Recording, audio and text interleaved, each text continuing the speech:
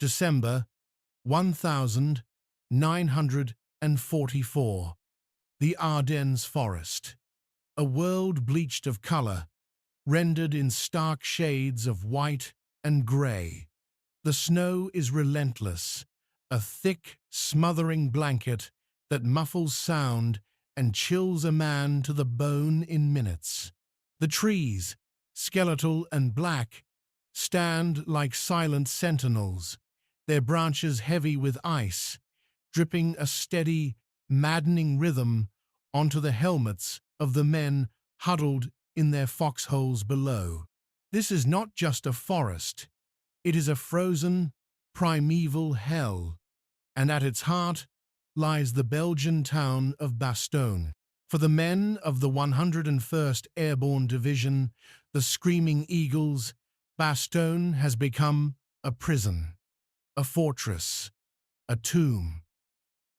A ring of German steel, forged in the fires of Hitler's last desperate gamble, has slammed shut around them. To the north, south, east, and west, there is only the enemy. The rumble of Panzer engines is a constant, predatory growl in the distance. The crump of German 88mm artillery is the punctuation mark to every waking hour. Snipers, ghosts in the snow-dusted woods, make any movement a deadly risk.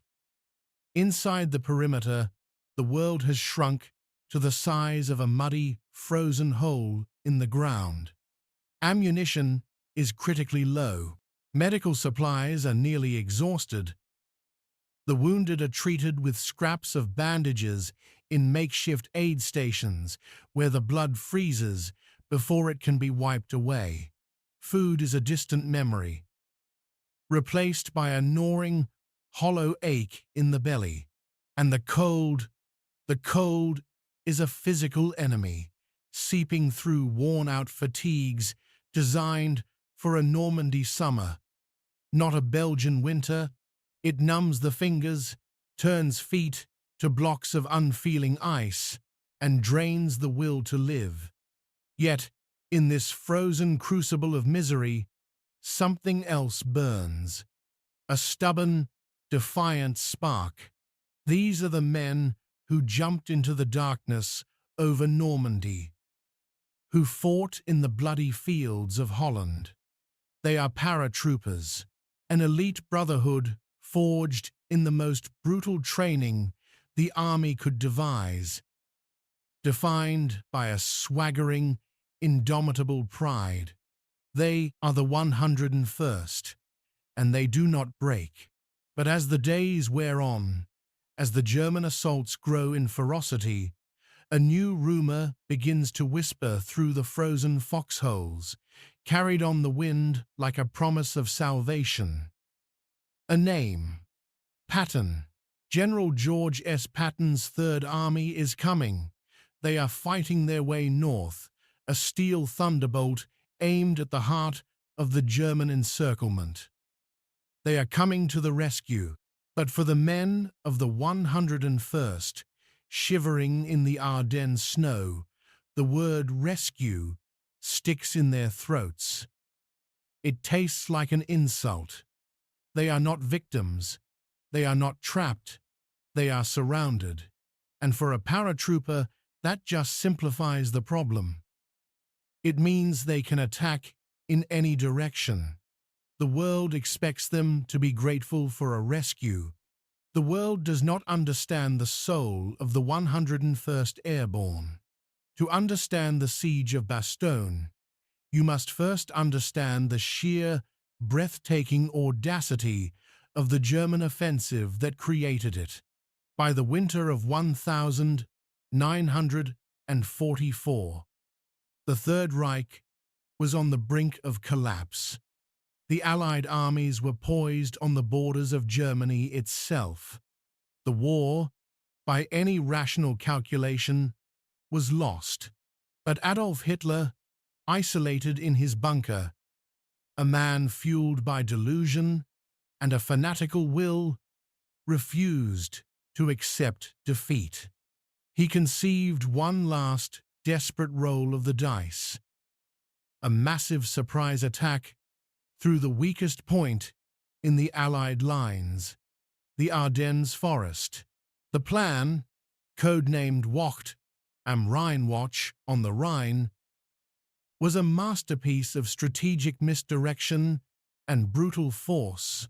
Hitler secretly amassed 3 German armies, including the elite 6th Panzer Army, equipped with the newest, most powerful Tiger II tanks. The goal was to punch through the thinly held American lines in the Ardennes, race to the Meuse River, and then swing north to capture the vital port of Antwerp. This, Hitler believed, would split the American and British armies, trapping 4 Allied armies and forcing the Western Allies to sue for a negotiated peace, allowing him to turn his full might back upon the Soviet Union. The attack was launched on the 16th of December, 1944, under the cover of a brutal winter storm that grounded Allied air power.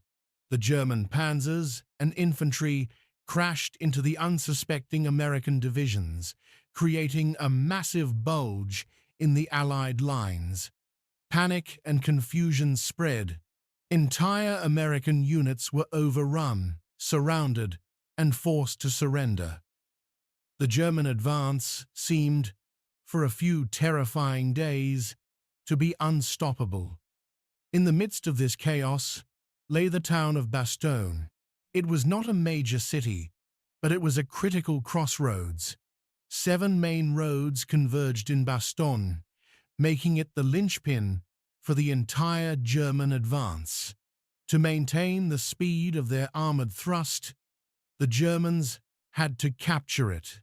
If the Americans held Bastogne, the German supply lines would be severed, and their panzer divisions would be starved of the fuel and ammunition they needed to reach Antwerp.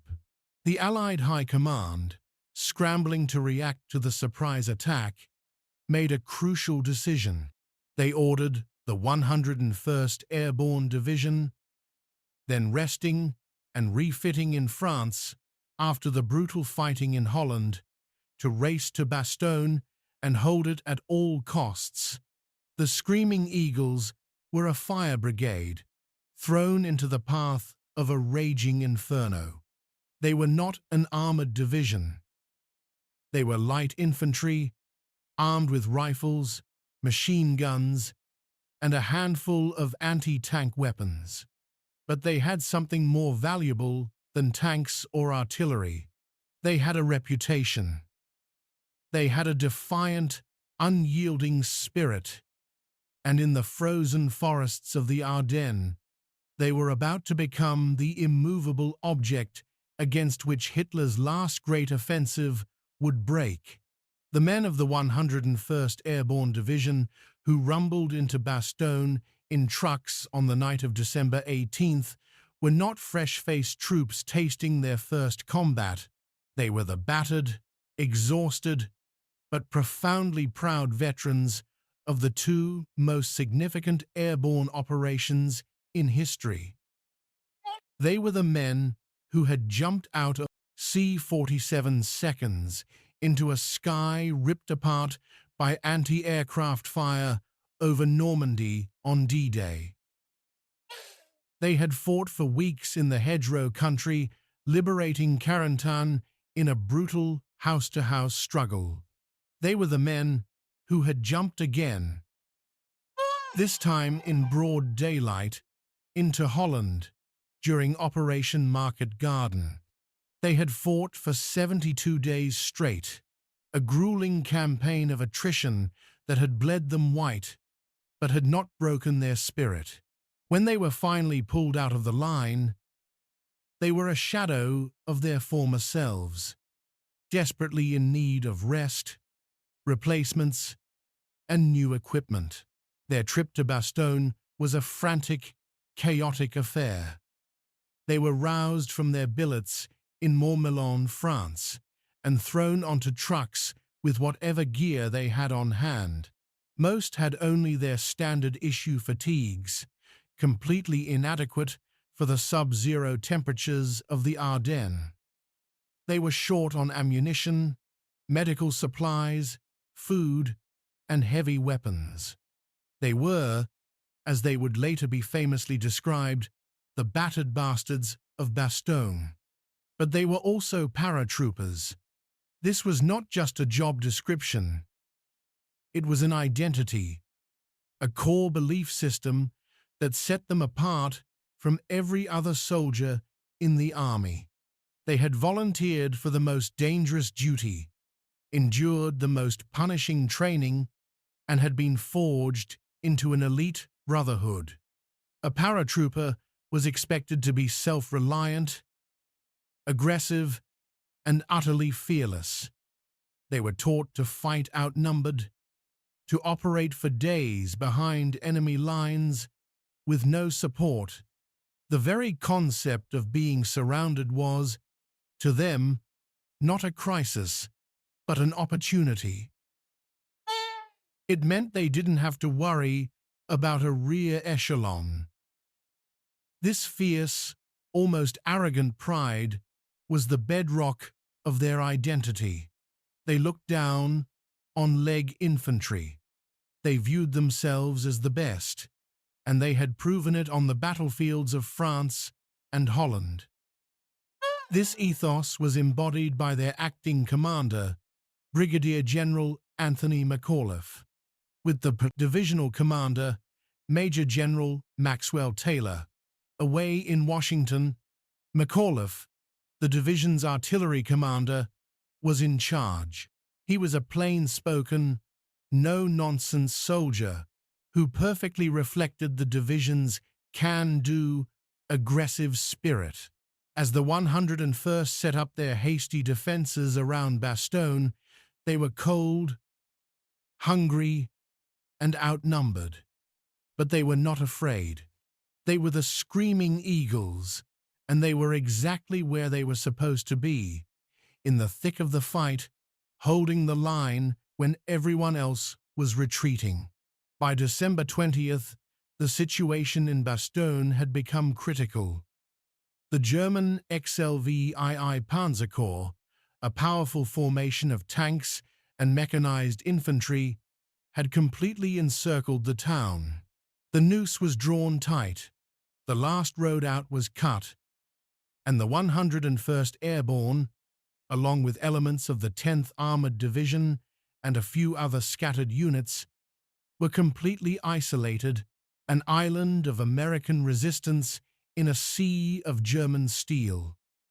The German commander, General Heinrich von Lüttwitz, was confident.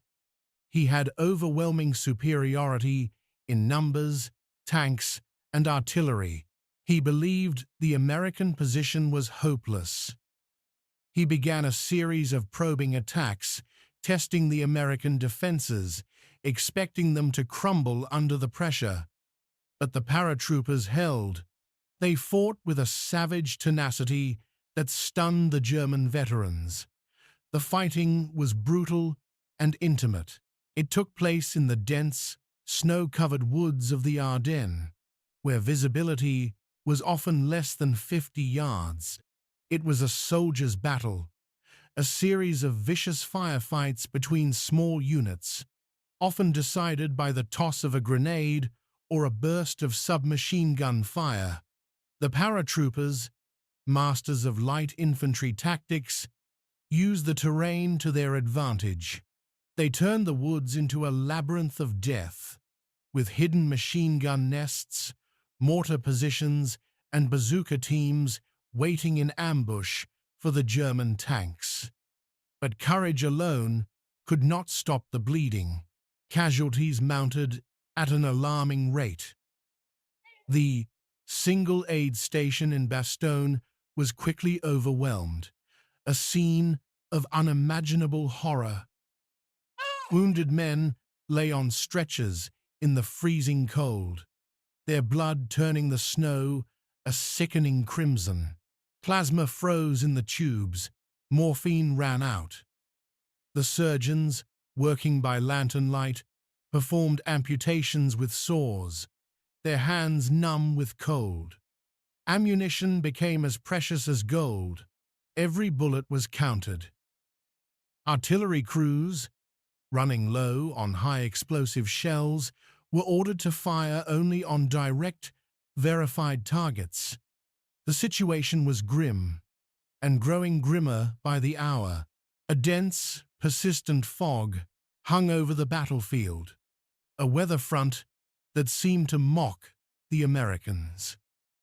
It grounded the Allied air forces, preventing any hope of airdropped resupply or close air support.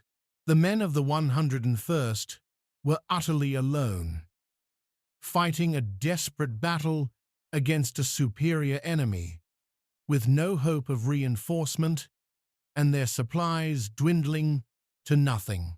It was in this moment of supreme crisis that the Germans decided to offer them a way out. On the morning of December 22nd, the German artillery around Bastogne fell silent. The sudden quiet was more unnerving than the constant shelling. Soon, a small group of German soldiers appeared, carrying a white flag of truce. They were met by an American patrol and brought to the command post of the 327th Glider Infantry Regiment. They carried an ultimatum from General von Lüttwitz addressed to the USA, commander of the encircled town of Bastogne. The message was typed, formal, and typically German in its bluntness. It laid out the hopeless situation of the American forces, praised their gallant defense, and offered them a chance to surrender honorably. It warned that if the offer was refused, the full might of the German artillery and Panzer Corps would be unleashed to annihilate the American defenders. It gave them 2 hours to decide. The message was rushed to the divisional command post, where General McAuliffe had been roused from a nap. He read the German ultimatum, a mixture of amusement and indignation on his face. His initial reaction was visceral and profane. He muttered something to the effect of, "Ah, nuts." His staff, gathered around him, debated how to formally reply. They considered a long, defiant message, listing all the reasons why they would not surrender. But nothing seemed to capture the spirit of the moment. Then, McAuliffe, recalling his initial, instinctive reaction, decided that was the perfect reply. It was simple, defiant, and quintessentially American in its slangy dismissal of the German demand. "That nuts seems to fit pretty well," he said. "There could be no better word." And so, the official American reply was typed up. It read, "To the German commander, nuts, the American commander, Colonel Joseph Harper, commander of the 327th, was tasked with delivering the message back to the German emissaries. The Germans, who were waiting impatiently, were confused by the single word. The American officer explained, with a certain grim satisfaction, what it meant. In plain English, he said, "It's the same as go to hell, and I will tell you something else. If you continue to attack, we will kill every goddamn German that tries to break into this city." The Germans departed, stunned and insulted. The story of the one-word reply spread like wildfire through the American lines. For the cold, hungry, exhausted paratroopers in their foxholes, it was an electrifying jolt of morale. It was a defiant roar in the face of impossible odds. It perfectly captured their own feelings, a mixture of contempt for the enemy and an unshakable belief in their own superiority, regardless of the circumstances. The word nuts became their rallying cry, a symbol of their refusal to break. The siege of Bastogne had just found its defining, legendary moment. The nuts reply was more than just a snappy comeback. It was a profound expression of the unique psychological makeup of the 101st Airborne. To understand why they so vehemently rejected the idea of surrender, and later, the idea of being rescued, you have to understand that for a paratrooper, pride was the ultimate armor. These were men who had volunteered to jump out of airplanes into combat. Their entire identity was built on being the elite, the tip of the spear. They were not conventional soldiers who held a line. They were shock troops who broke the line. They were trained to be self-sufficient, to operate with a level of aggression and initiative that was unheard of in regular infantry units. The very notion that they could be trapped was alien to them. As many of them famously said, "We're paratroopers. We're supposed to be surrounded." This mindset created an almost impenetrable fortress of pride. They had never been defeated. They had taken every objective assigned to them in Normandy and Holland, often against overwhelming odds. To surrender now, even in a seemingly hopeless situation, would be to betray that legacy. It would be a stain on the honor of the division, a violation of the sacred trust they held with their fallen comrades. This is why the word rescue was so offensive to them. A rescue implies a victim. It suggests a state of helplessness, of waiting passively for salvation. The men of the 101st did not see themselves as victims. They were not waiting to be saved. They were holding Bastogne. They were actively defending a critical strategic point, bleeding the German army and buying precious time for the rest of the Allied forces to react. In their minds, they were the anchor of the entire southern shoulder of the Bulge. They weren't being rescued.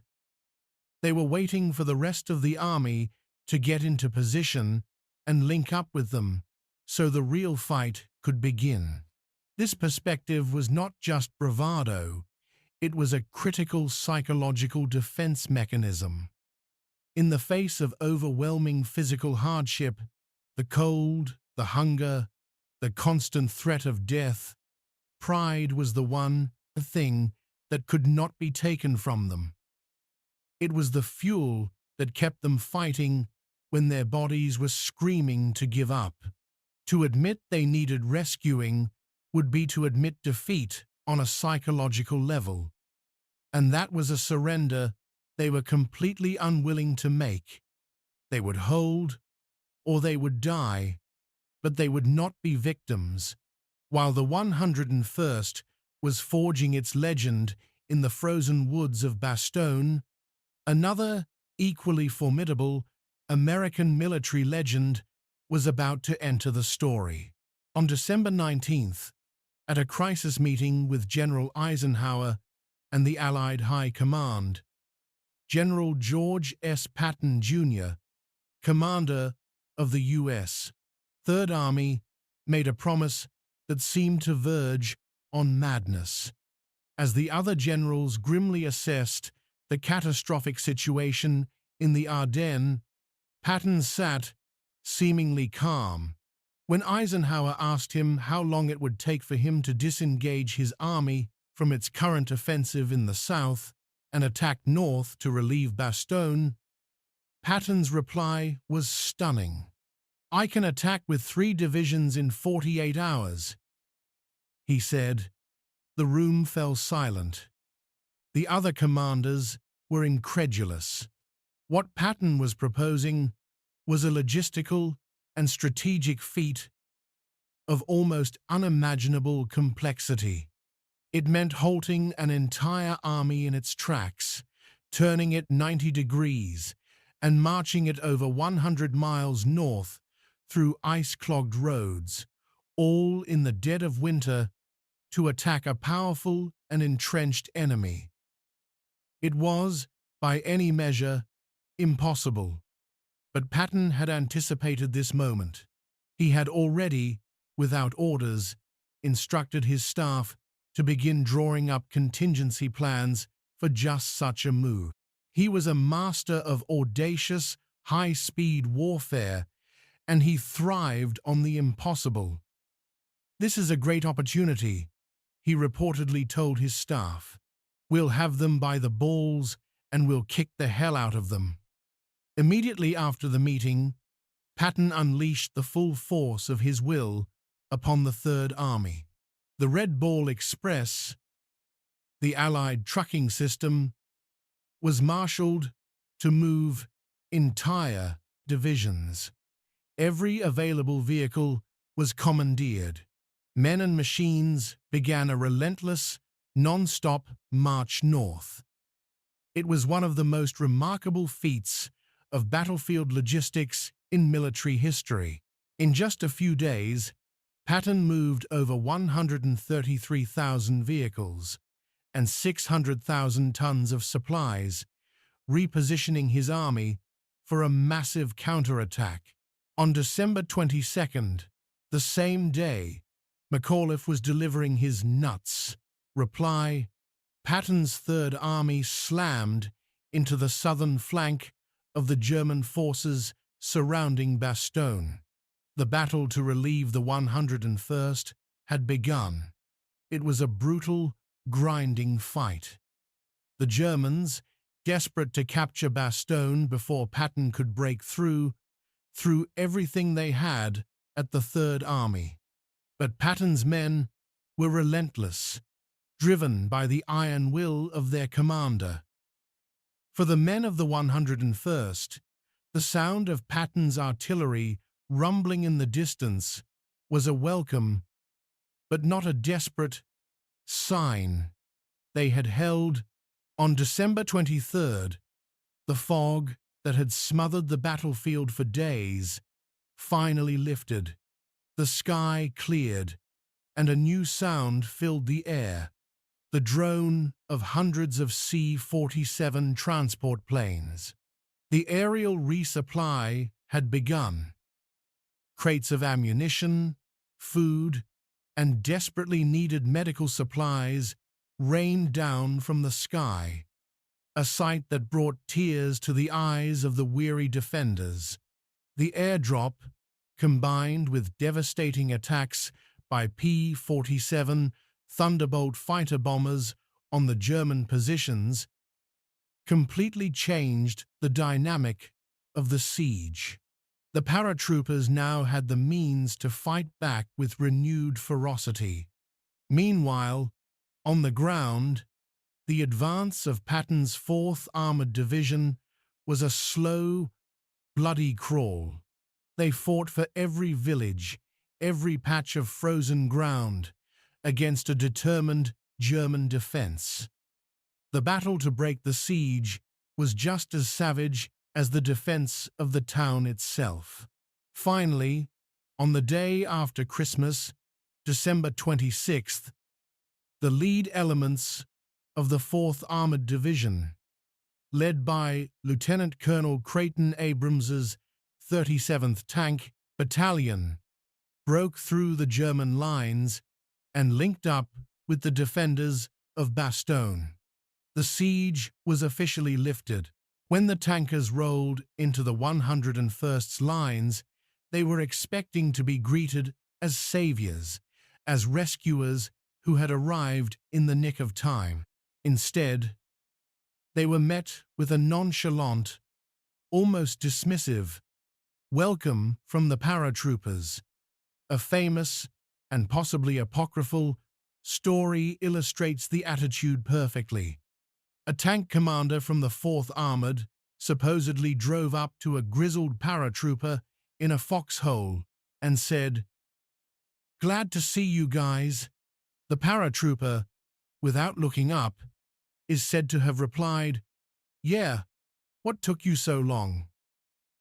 In their minds, they hadn't been rescued.